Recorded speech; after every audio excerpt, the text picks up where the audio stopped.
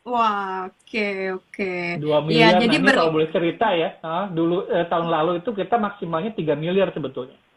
Hmm, Tapi yang menjadi catatan kita, tadi saya cerita ya, banyak kuota habis sebelum masa penutupan. Ternyata yang menghabiskan adalah yang si 3 miliar ini. Jadi kalau dilihat dari jumlahnya, mungkin yang 3 miliar itu sekitar 7% dari total investor, ya. jumlah investornya. Hmm, Tetapi dia menghabiskan sekitar 30% dari kuota kita. kuota. Wah, Makanya kita ini turunkan menjadi 2 miliar supaya diturunkan. memberikan kesempatan kepada investor-investor kecil untuk berinvestasi di SBM. Jadi jangan ngabisin deh. Jadi kalau yang 3 miliar, baiknya beli yang ini aja deh, yang non retail gitu. Iya, iya. Oke. Yang non retail Itu yang jangka waktunya lebih panjang, ada 5 lebih tahun, 10 panjang. tahun, 15 tahun. Betul. Kan itu kan artinya kalau 3 miliar itu berarti orang-orang yang sudah sangat sophisticated, mereka sangat ngerti gitu ya. Jadi harusnya sih udah nggak beli lagi yang retail. Nah, retail ini ada insentif pemerintah tadi ya, insentifnya banyak, ya. Termasuk kuponnya juga lebih menarik dibandingkan dengan yang non retail. Makanya tadi saya bilang Benar. para fund manager nyari-nyari itu karena itu. Karena ketika Betul, akan betul. menerbitkan biasanya lebih lebih lebih menarik, ada sweetenernya, ada insentifnya Hmm. untuk Hmm. yang SBN, untuk investor retail yang lebih tinggi dibandingkan dengan investor non retail. Itu Oke, Mbak Desa. benar-benar banget. Jadi kalau di pasar sekunder ini ibaratnya kayak gulanya buat para fund manager nih, pada ngejar semua nih ibaratnya. Jadi Betul. semut-semut nih ibaratnya fund manager. Jadi buat teman-teman mumpung beruntung banget sebagai retail, jadi langsung aja kejar di pasar perdananya. Dan ini berlaku Iya. kelipatan ya teman-teman ya, 1 juta, 2 juta dan berikutnya. Dan tadi ada pertanyaan lanjutan bagus juga, sekilas tadi lihat apakah bisa dibeli cicil, maksudnya ingin beli 5 juta, tapi mungkin yang awal-awal masih 1 juta, nanti di tanggal berapa sebelum pokoknya 16 Juni mau beli lagi gitu bisa Kang? Boleh, boleh. Kalau itu boleh selama masa penawaran belum belum ditutup dan selama masih ada kuota itu boleh. Yang penting kelipatan Oke. 1 juta gitu ya. Oke, jadi ya sama kayak beli saham ya teman-teman ya, mau beli hari ini terus besok beli lagi juga nggak apa-apa ya Kang, selama ada Iya, kuotanya. iya. Karena istri Nah, saya pernah beli gitu. Jadi dia ada uang dulu sekian gitu ya. Kemudian takutnya kalau kehabisan kuota udah beli dulu aja gitu. Nanti begitu gaji keluar, nah diambil sebagian tuh udah gajian baru bayar nambah lagi gitu. Itu dimungkinkan gitu. oke, nah itu teman-teman ya, sangat mudah, semua udah serba online dan bisa teman-teman beli nggak cuma di hari ini aja. Pokoknya selama warungnya belum tutup alias belum tanggal 16 nih khusus SBR 11 teman-teman bisa beli. Cuma itu tadi ada bisa antisipasi siapa cepat dia dapat biar sewaktu-waktu takut warungnya udah keburu tutup karena kuotanya udah habis. Beda sama Iya. IPO saham ya teman-teman ya. Kalau IPO juga sama kalau kan ada batasnya kan? iya, cuma kan ini tanggalnya nggak seperti itu kan, nggak Oh siapa iya cepet iya dia iya. dapat. Ada book building dulu ya. Kalau itu ada book building Ya, dulu kalau ya. ini bener-bener tangan netizen harus cepet-cepetan. Betul, betul, betul. Oke, oke, satu pertanyaan terakhir dari saya sebelum milih pertanyaan dari beberapa teman. Mungkin terkait lelang SBN ya. Bagi masyarakat umum yang ingin ikut, itu mekanismenya seperti apa Kang? Mungkin ada teman-teman yang baru dengar juga istilah lelang Lelang ya. SBN Oke, ini. Ya. baik. Jadi untuk lelang SBN, jadi kita ini untuk non retail ya, non retail. Jadi kita melakukan lelang SBN setiap minggu hari Selasa. Jadi Selasa kita lelang hari lelang nih, kayak tadi siang-siang itu lelang. Jadi bergantian antara yang konvensional sama yang sukuk. Jadi kalau minggu ini Selasa kita jual yang sun konvensional lelang, maka minggu depan adalah lelang untuk yang SBSN. Nanti yang dilelang kita menawarkan ada yang SPN yang tadi ya, yang di bawah setahun, ada yang di atas setahun. Jadi untuk yang di bawah setahun tergantung nih, kita kadang menerbitkan yang 12 bulan, kadang 9 bulan, kadang 6 bulan, kadang 3 bulan, tergantung dari kebutuhan kas pemerintah, itunya untuk mengawal kas pemerintah. Itu untuk yang SPN. Nah, sementara untuk yang obligasi negara yang di atas tahun, untuk yang SUN itu kita menawarkan ada yang 5 tahun, 10 tahun, 15 tahun, 20 tahun. Itu seri benchmark. Itu seri-seri yang intinya menjadi referensi untuk pasar. Kita juga tawarin itu yang non benchmark yang 30 tahun. Jadi total biasanya kita menawarkan untuk yang SUN itu ada 7 seri, 2 seri yang SPN, dan 5 seri yang obligasi negara. Nah, bagaimana kalau kita ingin terlibat? Nah, kalau di SBN retail kita ada namanya mitra distribusi, MIDIS gitu ya. Kalau untuk yang lelang, kita namanya ada dealer utama, DU, primary dealer. Itu hanya perbankan dan sekuritas kalau itu. Jadi teman-teman yang ingin investasi di SBN non-retail melalui lelang, itu bisa menghubungi DU kita, dealer utama kita. Ada listnya di website kita, di JPPR, kementerian.id gitu ya, di website JPPR itu ada list DU-nya. Jadi tinggal menghubungi DU, nanti DU akan memasukkan bid atau tawaran dari teman-teman selama kita lelang. Nah, biasanya untuk yang lelang itu minimalnya kalau tadi retail 1 juta ya. Kalau yang non retail tuh cuma 1 miliar doang sih. Wah, cuma. Oke, jadi itu bedanya ya, Kang ya. Iya, tapi kan kalau yang 1 miliar ini kan bisa menempatkan di tenor yang lebih panjang, yang 5 tahun, 10 tahun. Jadi teman-teman yang emang bapak-bapak atau yang sudah ingin menyiapkan dana pensiun, nah itu cocok tuh. Ambil aja yang 10 tahun, 15 tahun, sehingga nanti ketika pensiun sudah cair, dan selama jangka waktu 15 tahun tersebut kita mendapatkan return. Jadi ini perbedaan antara SBN retail dengan misalnya saham dan reksadana. Kalau saham dan reksadana kan tidak ada cash flow bulanan masuk ya. Ya, betul. Ya, kan kalau saham baru untung kalau dijual, ada capital gain sama dengan reksadana, atau kalau dapat dividen. Ya kan, itu pun belum tentu dividennya dividen tunai. Bisa dividennya saham juga lagi ya. Jadi nggak dapat. Sementara kalau yang SBN retail ini hampir sama dengan deposito, di mana setiap bulan pemerintah akan membayar kupon kepada masyarakat. Jadi misalnya untuk SBR 011 ini kuponnya 5,5% setahun, itu dibagi 12 bulan. Jadi ntar tiap bulan dapat setoran masuk. Makanya saya pernah cerita juga, teman saya itu ada yang dia menyekolahkan anaknya di Jogja itu dengan hasil mengumpulkan SBN dia selama berapa tahun dikumpulkan, sehingga sekarang untuk bulanan anaknya, untuk bayar kos, untuk biaya hidup bulanan itu sudah cukup dibayar dari kuponnya si SBN itu. Jadi dia nggak usah kirim uang lagi bulanan gitu. Dan nanti begitu dia pensiun, dia dapat yang pokoknya gitu. Kan enak ya. Iya, betul. Jadi anaknya kuliah selesai, dia untuk pensiunnya sudah ada dana dari pokoknya itu. Iya, yuk bisa yuk ya teman-teman ya, diversifikasi investasi biar ada pembagian risiko ya. Kalau di saham mungkin kita ya terbilang high risk, kalau ini yang obligasi negara benar-benar kita bisa tidur sangat amat nyenyak teman-teman ya. ini yang paling jadi poin penting. Nah, tadi juga ada pertanyaan bagus sebentar. Saya mulai milih 3 penanya dulu ya, Kang ya. Silakan. Sebentar.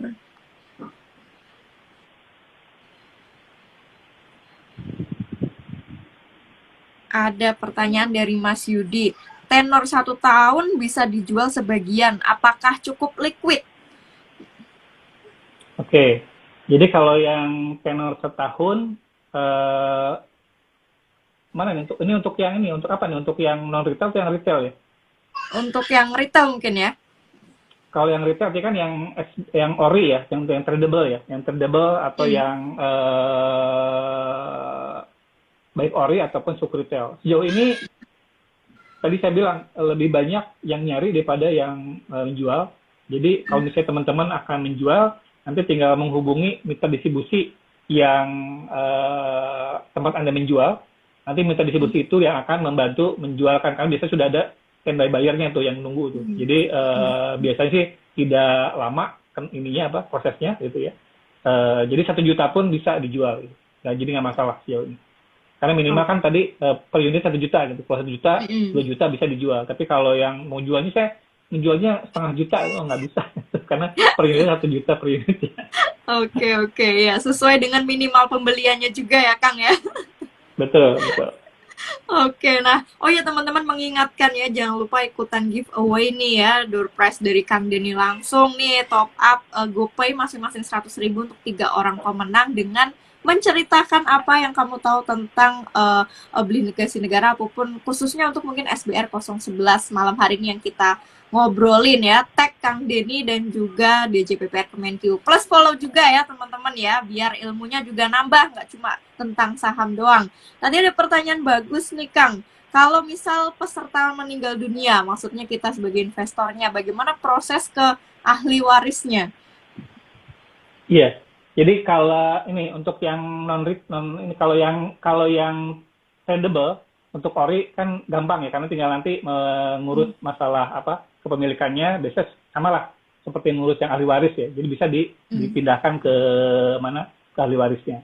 Tapi kalau untuk yang non tradable karena tadi secara sistem nggak bisa diganti pindah namakan, maka untuk yang non tradable ini nunggu akhirnya, nunggu sampai jatuh tempo. Jadi kan ini pendek sebetulnya cuma 1 sampai 2 tahun. Jadi rasanya bisa ditunggu sampai SDR-nya jatuh tempo. Jadi ya itu tadi karena by system tidak bisa kita alihkan, sudah dikunci ya by system, ini tidak bisa dipindah tangankan. Jadi kalau misalnya ada pemilik atau investor SBR wafat, maka ini nanti tidak bisa dipindah tangankan, tapi nanti bisa nunggu sampai jatuh tempo. Gitu. Oke, siap-siap Kang Denny. Nah itu ya teman-teman ya, terkait jika investor meninggal. Nah ini ada yang bertanya, pencairannya saat jatuh tempo bagaimana ya? Apakah dikenakan biaya? Oke, jadi kalau pada saat jatuh tempo, tidak ada biaya, tidak ada pajak. Jadi pajak hanya dikenakan ketika teman-teman menerima kupon imbal hasil. Seperti tadi ya, kan kuponnya 5,5%, nanti kena pajak 10%, itu dikurangi itu. Tapi pokoknya ketika jatuh tempo 2 tahun lagi, itu tidak kena pajak Biaya. dan tidak kena biaya yang lain-lain. Ya. Oke, siap-siap, bagus-bagus. Nah, tadi ada pertanyaan yang udah lewat tapi masih inget. Mungkin teman-teman pemula bingung, kalau misal udah beli obligasi misalnya SBR, apakah nanti di portofolio KSEI karena yang udah punya SID akan muncul di situ juga, Kang Denny? Iya, jadi kepemilikan SBR ini gini, kalau untuk yang obligasi SBN surat berharga negara gitu ya, yang memiliki kewenangan ditugaskan untuk menata usahakan itu adalah Bank Indonesia, gitu ya, Bank Indonesia. Secara undang-undang itu udah di undang-undang sudah ada, jadi kita nggak bisa ngatur ngubah. Jadi yang punya ditugaskan oleh negara untuk mengelola, menata usahakan pencatatan jual beli istilahnya untuk yang SBN ini adalah Bank Indonesia. Nah nanti Bank Indonesia akan memberikan semacam otorisasi kepada subregistry gitu. Ini bisa oleh bank, bisa oleh KSEI, bisa oleh bisa distribusinya. Jadi itu nanti tergantung subregistry-nya di mana mereka naruh. Jadi bisa di KSEI, bisa yang jelas yang mengelola penata usahaan memastikan kepemilikan teman-teman semua itu adalah Bank Indonesia. Oke, siap-siap Kang Denny. Nah ini satu pertanyaan terakhir mungkin ya, biar teman-teman semakin dapat ilmu tentang makronya juga nih. Misal kebijakan The Fed menaikkan suku bunga di US, apakah akan mempengaruhi kenaikan suku bunga di Indonesia yang kemudian mempengaruhi besaran floating interest-nya SBR? Oke, jadi kita lihat ada penyebab kenapa The Fed naik dan apa pengaruh The Fed naik kalau naik gitu ya. Jadi kita tadi kenapa inflasi di Amerika naik? Karena harga komoditas naik. Karena ada gap antara demand dengan supply, ya. Sehingga inflasi naik, artinya yang membutuhkan mencari barang itu lebih banyak dibandingkan ketersediaan barang. Itu yang terjadi di Amerika sehingga inflasi naik. Nah, untuk mengelola inflasi, The Fed akan melakukan monetary policy dengan mengurangi uang beredar. Karena kan selama pandemi, The Fed nyetak uang banyak banget itu ya. 30% naiknya gitu dibandingkan yang sebelum pandemi. Itu sekarang mereka mencoba untuk mengurangi jumlah uang beredar dengan cara untuk meningkatkan suku bunganya, tidak akan beli dia. Jadi sebetulnya cara The Fed untuk menarik uang itu adalah dia akan menjual obligasi negara yang dia miliki gitu ya, dan menariknya dari masyarakat gitu kan. Karena kan ketika pandemi, pemerintah Amerika untuk bisa dapat duit, untuk bisa membantu masyarakatnya, dia menjual surat berharga negara atau T-bills, treasury bills, ini dibeli nanti oleh si central bank gitu. Seperti itu, sama lah di Indonesia seperti itu. Nah jadi untuk bisa menarik jumlah uang beredar, maka si The Fed akan menaikkan tingkat suku bunganya. Nah, kemudian bagaimana pengaruhnya ke Indonesia? Pertama, tadi yang menyebabkan inflasi tinggi di Amerika itu adalah kenaikan harga komoditas. Sama, itu akan juga dialami Indonesia karena harga minyak global naik, harga terigu naik, gitu ya, harga berbagai macam barang global sudah naik, sehingga mau tidak mau sebetulnya transmisinya nanti akan ke pasar domestik karena harga-harga bahan bakunya naik. Jadi kemungkinan inflasi di Indonesia akan meningkat.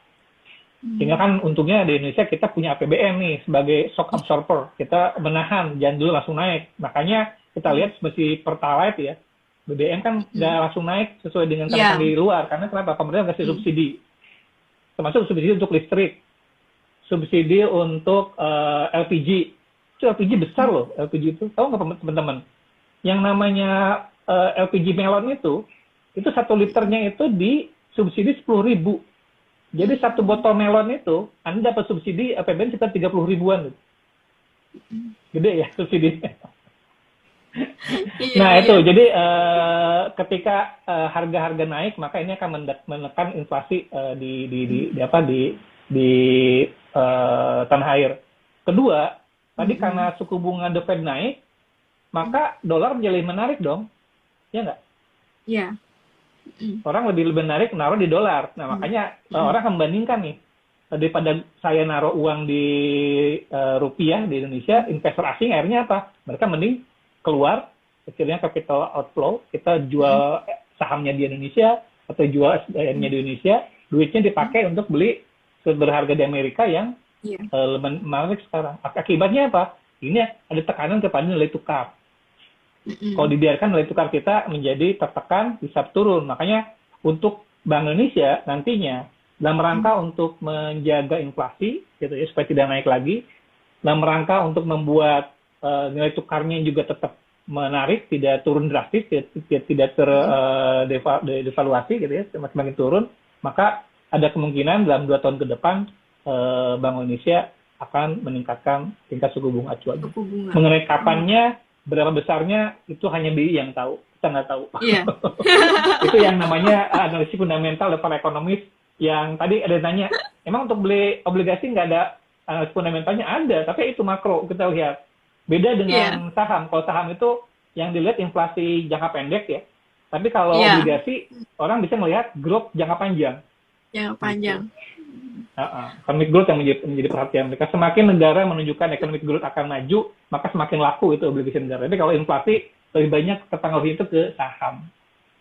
Oke, siap-siap. Nah, Kang Denny nih nggak berasa, beberapa menit lagi udah mau 1 jam. Seru banget nih kita ngobrolin obligasi ya, teman-teman juga masih banyak yang stay ya. Habis ini silahkan berlomba-lomba mau ikut GoPay-nya Kang Denny ini, silahkan banget. Nah, Kang Denny sebagai akhir sesi, biasanya kita meminta narasumber memberikan semacam closing statement ya, mungkin ajakan motivasi nih buat teman-teman terkait investasi atau menjadi investor obligasi negara. Monggo, Kang Denny. Baik, jadi tadi ya, kita dengan berinvestasi di SBN Retail, salah satunya adalah SBR 011 ini, kita punya alternatif untuk bisa mendiversifikasi portofolio kita dengan mendapatkan keamanan, kemudian imbal hasil juga yang menarik, juga mudah memesannya, dan yang terakhir juga paling penting adalah kita berkontribusi terhadap pembangunan. Makanya kita menggunakan tagline untuk SBR 11 ini menjadi suatu pilihan berharga agar hidup kita lebih bermakna. gitu. Jadi uang kita itu tidak hanya untuk kita, tapi juga kita untuk bisa membangun negara di mana manfaatnya kita rasakan bersama-sama. Demikian Mbak Wah. Priska. Mudah-mudahan Oke, wah ini bermanfaat. statement barusan tuh kayaknya bikin kita bangga banget kalau udah jadi seorang investor nih di pasar modal, saham dan obligasi. langsung langsung terbang nih para investor ngebantu negara loh teman-teman ya. Kapan lagi kalau nggak lewat obligasi negara ini. Makanya kita Nah menyebut buat Kang, sebagai pahlawan pembiayaan pembangunan. oh Keren nggak nih? ini itu disebut pahlawan loh teman-teman, keren apalagi nih. Oke Kang Denny, sebentar lagi udah mau close nih Instagramnya karena udah hampir sejam. Terima kasih banyak ya Kang Denny udah menyiapkan waktunya, meluangkan sih lebih tepatnya di sela-sela jam istirahat ini pastinya jam family time segala macem, tapi mau berbagi ilmu dan wawasannya ke teman-teman investor pemula khususnya ke teman-teman ngerti saham. Semoga bisa jadi amal jariah ya Kang Denny ya yang Amin, mau amin, berbagi malam amin. ini. Amin amin. Saya kalau Terima sharing kasih dengan teman juga. selalu menjadi saya ini kan kalau sharing dengan teman-teman investor muda akan selalu saya prioritas untuk bisa hadir. Insya Allah. Wah, siap-siap Kang. Terima kasih.